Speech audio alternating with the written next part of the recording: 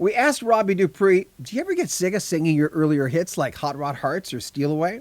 I'm John Beaudin from Rock History Music. Of all the clips we've had with Robbie Dupree, this is number 7 and the final one. I really enjoy this one because we talk about how one's music really changes you. We touched on that in the last episode where Robbie talked about the Paul Butterfield Blues Band and how it changed his direction. But in this clip, we also talk about artists coming up to him and telling him how his songs have made a difference to their lives. What I learned now in this long career I've had is that one of the questions people always ask is, do you ever get tired of playing Steal Away year after year after year? And the answer is, sure, I do. Like, I think everybody gets tired of playing these songs. But what changes it for you is when you see the joy that it brings to people. And when you hear the stories that people will come up and say, just like you said, they'll come up and they'll say something like, that was my husband and my song when we met back in high school, or that was my son's favorite song, or that was, like whatever the emotional attachment that they have to it is what keeps you from being bored to the point that you don't want to play the songs anymore, because you realize they really don't belong to you anymore. I mean, I still get paid for the song, but the song belongs to the people who have had those kind of visceral experiences with the song. They connect to the song. And now there's a whole new audience of 30 and under that have that. And I can see them singing the lyrics in the audience. And I mean thousands of them. And you just look around all around the country and you think, this now for them will be a night they'll remember when they get older, and the song gets a chance to do that again.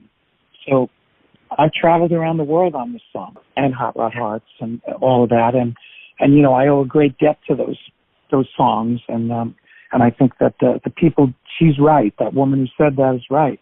You have to stop and think about, if you don't like a song, like you might say, oh, I don't like that song, the Pina Colada song or something. But there are millions of people who have really strong memories about that song, their prom. You get what I mean? So yeah. It's really, when I hear songwriters say, all my songs are my children, I think that's ridiculous. But anyway, it's just me.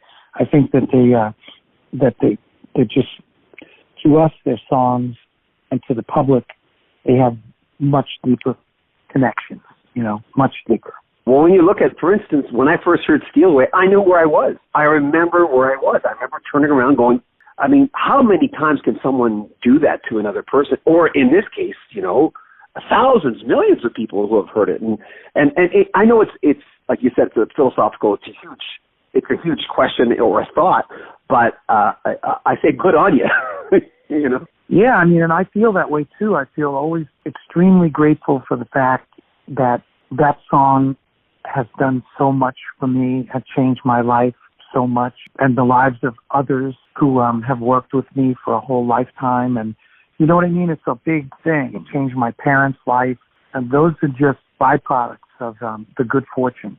So I really don't feel like I have a lot of reason to complain about the fact that I didn't have more hits, or I didn't stay on Elektra longer. I mean, those are all things that would have been nice, but I don't have any reason to complain. There's a lot of, I know what hard work is about. And I watched my father all my life work 6.5 days a week. And I got my fingers in it a little bit myself and saw what it was like. And so this has been a very lucky life. And I would have to be grateful all the time for all of it, for people who are listening now who don't remember radio when it was in its heyday, terrestrial radio, we all, musicians and music lovers alike, used to be instructed by radio. You would listen to, growing up in New York, I would listen to WNEW FM, or there was a little small indie station called radio, WADO, and the DJs had personality, and they brought you album cuts. They weren't controlled by corporate radio. They were very independent. And the whole idea of radio at that time was they were the conduit. So there wasn't really the same kind of exposure on television for these acts. So the first time I heard a lot of records was on one of these DJ shows saying something like, this is different. It's not on the top 40 or anything, but it's a guy named Ravi Shankar, and we're going to play a couple of pieces from this recording by him. And, all of a sudden, you're turned on to one of the masters of Eastern music. That doesn't happen anymore, except if it happens on a show like yours or internet shows where they're more free. But radio is not teaching people anything about music, and that's one of the reasons why the appetite for different music has died out. It's almost like all the good restaurants close and all that's left is fast food.